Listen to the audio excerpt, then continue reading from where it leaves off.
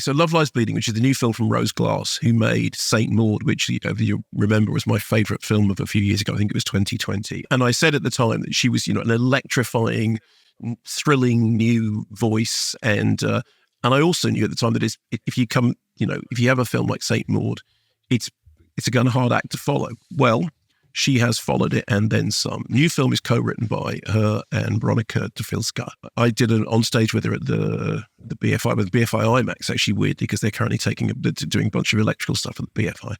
And she's great. I mean, she's a really, really great filmmaker. This is set in 80s America, shot in Albuquerque, so, Breaking Bad land. Kristen Stewart, who is great, is this gym manager, Louise. She works her days among the bodybuilders and the jocks.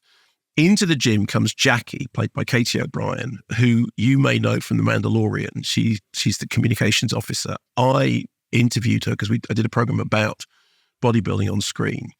And she's on her way to a bodybuilding competition in Las Vegas. She's also on the lookout for work and a place to stay. And it is clear from the outset that there is a spark between Jackie and Lou. Here's a clip.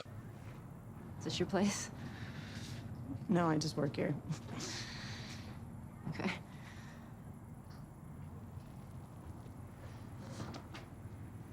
You're looking pretty good in there.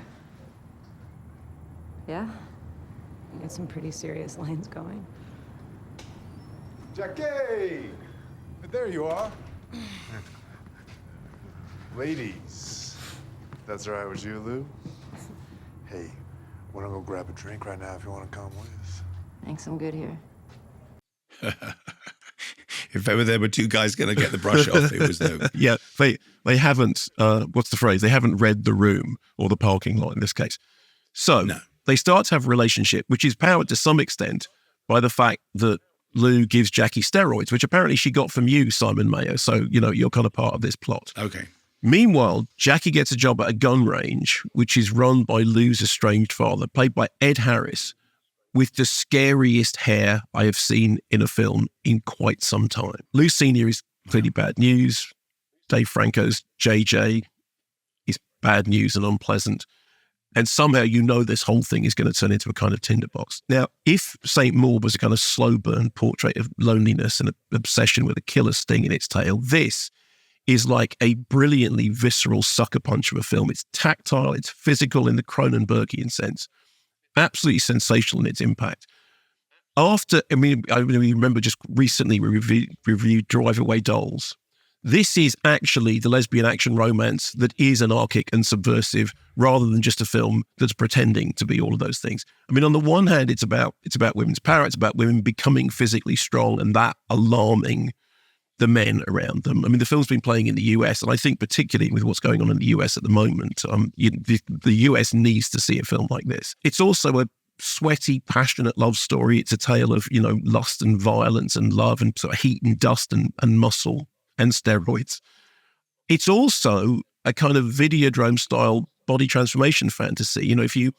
If like me, you're a big Cronenberg fan, you do think all the way through Long Live the New Flesh. There's a thing in The Brood, this thing Psychoplasmics, which what Psychoplasmics does is it takes your internal rage and externalizes it and turns it into, something physical. And there's a version of that going on in the film. But also, Rose Glass has always been interested in dance. And this is to some extent a musical. I mean, there's a lot of kind of pumping period music, but also the way in which when people are doing bodybuilding posing, it is like dancing. It's almost like kind of voguing, really. And the way in which she shoots it, the way in which she shoots the skin, the flesh, the muscles, the positions of the body is really like watching somebody, filming dance. And, Kristen Stewart, I know Clouds of Stills, Maria, Personal Shopper, Spencer, absolutely brilliant. Again, demonstrating that she's got real range. I still incidentally think she was great in the Twilight movies, and I'm never going to, forget that was when I sort of first was introduced to her.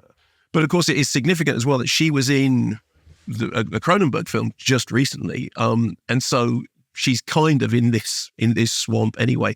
Great chemistry between her and Katie O'Brien, who is equally terrific on camera. But I do think that the star of the film is Rose Glass. I mean, confidence just oozes from every frame. She's confident enough to be playful. I mean, there are kind of playful nods to things like, Attack of the 50-Foot Woman. There's psychedelic expressionism. There's the film sort of turning itself inside out.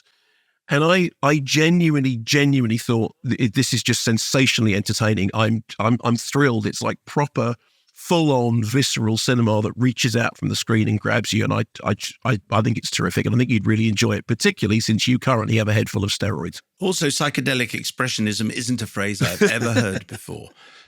So maybe I need to go and see it for that very reason. You'll love it. It's great. It's great.